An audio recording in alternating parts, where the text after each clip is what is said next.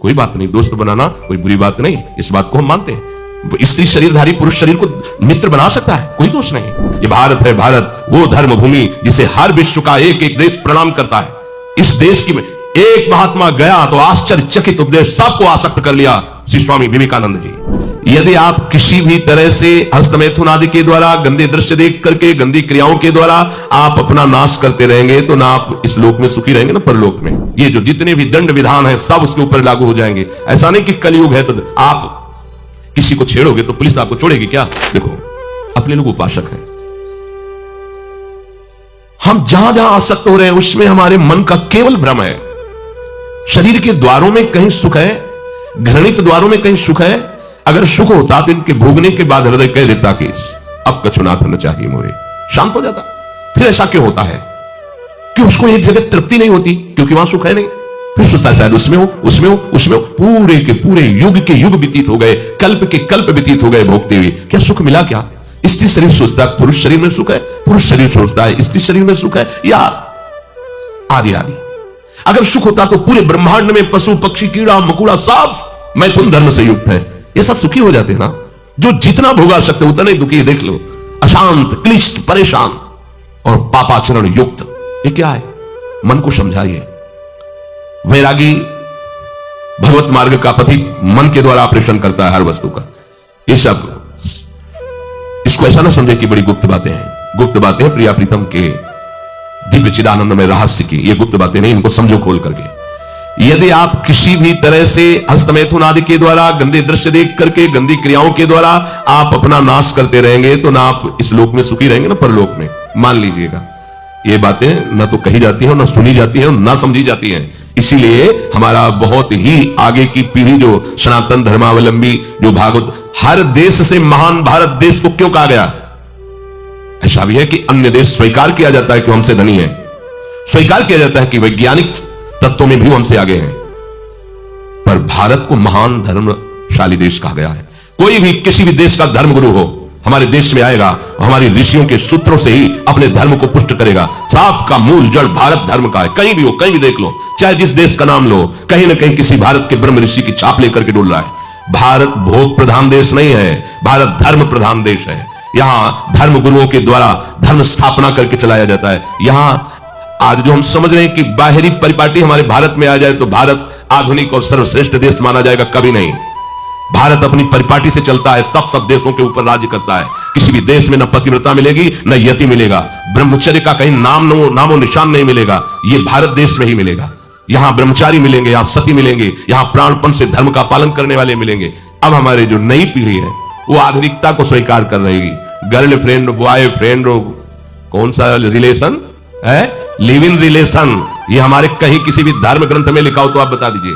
बाल्यावस्था से आज तक जितने भी धर्म ग्रंथों का स्वाध्याय हुआ, कहीं भी लिखा हो तो ये बोलो सर्वनाश का स्वरूप है कि नहीं है? अभी बच्चा ना तो लोक को जानता है, ना परलोक को जानता है, ना हित को जानता है, ना अहित को जानता है। अभी उसका ब्रह्मचर्य किसी काम लायक नहीं हुआ और वो उतर गया व्यभिचार में। क्या होगा उसका जीवन? क्या होगा जीवन? चाहे वो स्त्री स्वरूप में चाहे पुरुष स्वरूप में हो। क्या बिना संयम के ये पशुता के व्यवहार से किसी की ना लौकिक उन्नति होती है ना परमार्थिक उन्नति होती है? पर कौन सुनेगा? यही कहा जाएगा पुराने जमाने के शास्त्रों को केवल वर्णन कर रहे हैं, ये क्या जाने आधुनिक जमाने को। तो आधुनिक जमाने की दशा क्या, और यहां खोल करके देखो। कोई बात नहीं, दोस्त बनाना कोई बुरी बात नहीं, इस बात को हम मानते हैं। स्त्री शरीरधारी पुरुष शरीर को मित्र बना सकता है, कोई दोष नहीं। पुरुष शरीरधारी स्त्री को मित्र बना सकता है, कोई दोष नहीं। लेकिन मित्र का क्या कर्तव्य होता है? कुपंथ निवार सुपंथ चलावा, कुमार्ग से हटा करके सुपंथ में चलाना, उसकी समस्याओं को दूर करके उसको आनंद से युक्त करना, उसको सहयोग करना, ना कि शोषण करना। दोस्ती कहते हैं उसके दुखों को मिटा करके उसको शांति और सुख के मार्ग में ले जाना। इसीलिए ये जो आधुनिकता बढ़ रही है, ये जो खान पान गलत हो रहा है, ये जो दर्शन गलत हो रहा है, तो इस जमाने में ब्रह्मचर्य ये केवल शब्द ही लिखा मिलेगा, जीवन में नहीं मिलेगा। नए नए बच्चे व्यसन कर रहे हैं, नशा कर रहे हैं, गंदे आचरण कर रहे हैं। क्या होगा? कैसे आगे कोई समझेगा? शास्त्र क्या है, धर्म क्या है, बल क्या है? आज नवयुवक 16 से 28 के बीच में कोई ऐसा नहीं दिखाई देता है जिसमें आध्यात्मिक थोड़ा भी बल हो, काम क्रोध आदि सहने की सामर्थ्य हो। अपने बूढ़े माता पिता को थप्पड़ मार रहे हैं, बूढ़े माता पिता को गाली दे रहे हैं। बूढ़े माता पिता जिन्होंने खवा पिला के इतना बड़ा, उन्हें अनाथालय भिजवाया जा रहा है, उनको छोड़ दिया जा रहा है। आप विदेश घूम रहे हैं, उनके खाने की व्यवस्था घर में नहीं। क्या है ये? आज आधुनिक विद्या का ये प्रभाव है। विद्या विनयम ददाति, जो अपने वयोवृद्धों की सेवा नहीं कर सकता वो क्या विद्या पढ़ा? जो दूसरों की रक्षा नहीं कर सकता क्या विद्या पढ़ा? क्या विद्या का यही स्वरूप है दूसरे का शोषण करना? क्या विद्या का यही स्वरूप है कि शराब पीना, ड्रग्स का ये नशा करना? ये क्या विद्या सिखाती है? वो कहा जाता है आज तो आधुनिक विद्या बढ़ रही, मुझे लगता है संयम में रहना ही विद्या का वास्तविक स्वरूप है। अपनी इंद्रियों को संयम में रखना, अपने को संयम में रखना, बुजुर्गों का, गुरुजनों का, शास्त्र का, भगवान का भय रखना हृदय में। ऐसा नहीं, आप तभी निर्भय हो पाओगे यदि शास्त्र का भय नहीं, भगवान का भय नहीं, धर्म का भय नहीं, तो फिर आप वहां पहुंच जाओगे जहां भय ही भय है। ये जो जितने भी दंड विधान है सब उसके ऊपर लागू हो जाएंगे। ऐसा नहीं कि कलयुग है तो आप किसी को छेड़ोगे तो पुलिस आपको छोड़ेगी क्या? यही देख लो। तो ये तो यहां का राजकीय विधान जो अनंत ब्रह्मांडों का शासन करता विधान है, वो तो तुम किसी की गवाही की जरूरत नहीं, वो तो तुम्हारे मन में ही बैठा देख रहा है। सावधान। संयम एक बहुत बड़ी सामर्थ है।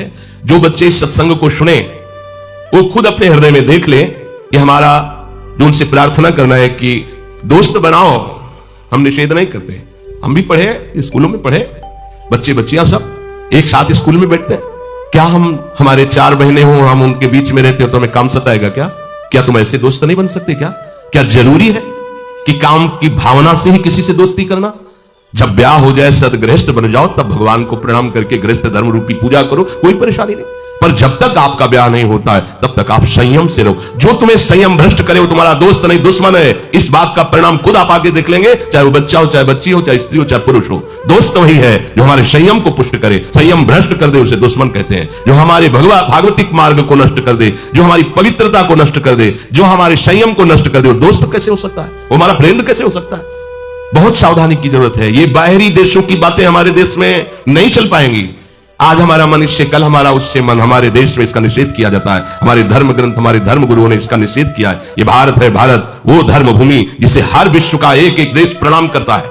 इस देश की एक महात्मा गया तो आश्चर्यचकित उपदेश सबको आसक्त कर लिया, श्री स्वामी विवेकानंद जी। एक महात्मा गया तो विषयी पुरुषों के हाथ में भी माला पहना दिया और कृष्ण कृष्ण पुकारने के लिए विवश कर दिया उसे। ये भारत है, जिधर भी गए तो जयकारा लगवा दिया अपने धर्म का। यहां के ग्रंथों में यहां के गृहस्थों की जय जयकार लिखी हुई है। आप भक्तमाल उठाकर देखिए कि 100 में 10 विरक्त होंगे, 90 गृहस्थ होंगे, और वो सब ऐसे महापुरुष जो विरक्तों से भी बढ़ करके हैं। तो ऐसा नहीं कहा जा सकता कि गृहस्थ में धर्माचरण नहीं होता, गृहस्थ में भगवत प्राप्ति नहीं हो सकती, गृहस्थ में संयम नहीं हो सकता। बिल्कुल गलत बात। सावधानी से चलो। यह प्रसंग है इस विषय का, इसलिए सबसे विनय करता हूं कि यदि आप संयम से चलोगे तो इस जन्म में भी सुखी, शांत और बलवान रहोगे, और आखिरी में तुम्हें महाआनंद सिंधु प्रभु स्वीकार कर लेंगे। अगर अधर्माचरण करोगे तो ये अधर्म ही तुम्हें नष्ट कर देगा। धर्माचरण करोगे तो धर्मो रक्षति रक्षिता, ये धर्म स्वयं तुम्हारी रक्षा कर लेगा। हमारे हृदय में जो अंतःकरण में मन है, इसको समझाना चाहिए। अगर विषय भोग में सुख होता तो सब सुखी हो गए होते। उर्वशी जो भगवान नारायण की जंघा से प्रकट हुई और काम को भी मोहित करने की सामर्थ्य रखती है, महाराज पुनर्वा ने पत्नी रूप से उसे स्वीकार किया। इतने प्रतापी और पुण्यवान थे। परिणाम क्या हुआ? पागल बने घूम रहे थे। भगवत कृपा से जब ज्ञान हुआ तो उनका आज तक मुझे तृप्ति नहीं हुई, मैं पुरुष सिंह और राजर्षि कहलाया, मेरी क्या दुर्दशा हो गई। वर्णन एकादश स्कंद में आप पढ़ के देख लीजिए। महाराज ययाति भगवान शुक्राचार्य की पुत्री देवयानी से ब्याह हुआ, पर शर्मिष्ठा में भी आसक्त हुए और अपने पुत्र की 1000 वर्ष जवानी का भोग किया। फिर घृणित भाव से विषयों का त्याग किया कि क्या अपने पुत्र की आयु तक का भोग कर डाला, मिला कुछ नहीं। किसको मिल सकता है ही नहीं, केवल भ्रम। चलो, जो भ्रम में फंसे हैं भगवान उनकी रक्षा करें, पर आप लोग तो भगवत कृपा पात्र और भगवत मार्ग के पथिक हैं, तो संयम पर आप आइए। आप अपने मन को ब्रह्मचारी बनाइए। प्रियालाल के सिवा मन का और विषयों में जाना, यह मन का व्यभिचार है। प्रियालाल सुख समुद्र है, इसके सिवा और कुछ सोचना कि इसमें सुख है, बुद्धि का व्यभिचार है। अगर बुद्धि ये निश्चय की हुई कि श्यामा श्याम के नाम रूप लीला धाम के सिवा कहीं सुख नहीं, ये बुद्धि का ब्रह्मचर्य है। निरंतर अपने आराध्य देव के चिंतन में डूबा ये चित्त का ब्रह्मचर्य है, और चित्त विषयों का चिंतन कर रहा है, शब्द स्पर्श रूप रस गंध का, ये चित्त का व्यभिचार है। और मैं पुरुष हूं, मैं भोगता हूं, ये अहंकार का व्यभिचार है। और मैं प्रियालाल का दास हूं, ये अहंकार का ब्रह्मचर्य है। अंतःकरण ब्रह्मचारी, इंद्रिय ब्रह्मचारी, फिर आपको कोई परास्त ही नहीं कर सकता। आपका स्वभाव हो जाएगा ब्रह्मचारी व्रत स्थिता। ब्रह्मचर्य रक्षा के लिए पहला तो यह निश्चय करना होगा कि आपकी वीर में महत्व बुद्धि हो जाए। जिसे आप व्यर्थ समझ रहे हैं वो बहुत बड़ी जीवनी शक्ति है। चाहे जितना आप उसको निकालते रहिए, आपको सुख कभी नहीं मिलेगा, दुख बढ़ता चला जाएगा। और आप थोड़े दिन ब्रह्मचर्य रह के देखिए, जब आप ऐसी क्रियाओं से युक्त होने के बाद ब्रह्मचर्य रहेंगे तो कुछ समय तक आप बिल्कुल ब्रह्मचर्य नहीं रह पाएंगे। पहले समझ लीजिए, स्वाभाविक आपका वीर स्खलित होता रहेगा बिना किसी चेष्टा के, कई तरह से। अब आपको घबराना नहीं, पर कोई क्रिया नहीं करनी है और संयम से रहना है। ये जितनी बातें पीछे कही गई कि ये नहीं देखना, ये नहीं सुनना, कुछ दिन बाद आप देखोगे कि आपका ब्रह्मचर्य रुकने लगा है, लंबा अंतराय करने लगा है। ऐसे भी उपासक है जिनको 10-10 वर्ष हो जाते हैं, स्वप्न दोष नहीं होता। 10-10 वर्ष स्वप्न दोष ही नहीं होता। कभी ऐसी कोई विषम परिस्थिति, औषधि आदि का प्रभाव, कुप्रभाव, वो बात अलग है। क्यों? जब तक आप उसे रास्ता नहीं देंगे तब तक वो निकलेगा नहीं। स्वाभाविक नहीं निकलने वाली ये वस्तु है। स्वाभाविक तो कभी ऐसे ही, अगर आपने शुरुआत से कभी भी ऐसी कुछ चेष्टा नहीं की है तो अपने आप में समर्थ, जो आसनों पर बैठने के लिए कहा जाता है, इससे सुषुम्ना नाड़ी खुलती है और ब्रह्मचर्य ऊर्ध्वगामी होने लगता है। ऊर्ध्वगामी ब्रह्मचारी साक्षात भगवत स्वरूप हो जाता है, उसे ज्यादा प्रयास करना नहीं पड़ता है। वो चाहिए कि सजना धजना छोड़ दे, शरीर का श्रृंगार करना छोड़ दे। भगवत कृपा से अपना तो सहज श्रृंगार रजरानी जी हैं। ये जो ब्रह्मचर्य की पुष्टता के लिए आवश्यक है उसको समझिए। शरीर में सजाना वो बंद करे, चाहे गृहस्थ हो चाहे विरक्त। वास्तविक जो सौभाग्य चिन्ह है वो श्रृंगार के लिए नहीं करते हो, तो वास्तविक सौभाग्य चिन्ह है। आप कहीं भी आ जा रहे हैं, अपने सौभाग्य चिन्हों को धारण करें, पर अपना श्रृंगार करें। गृहस्थ है तो केवल पति के निमित्त से, प्रदर्शन की वृत्ति नहीं होनी चाहिए। क्यों? किसको दिखाना है?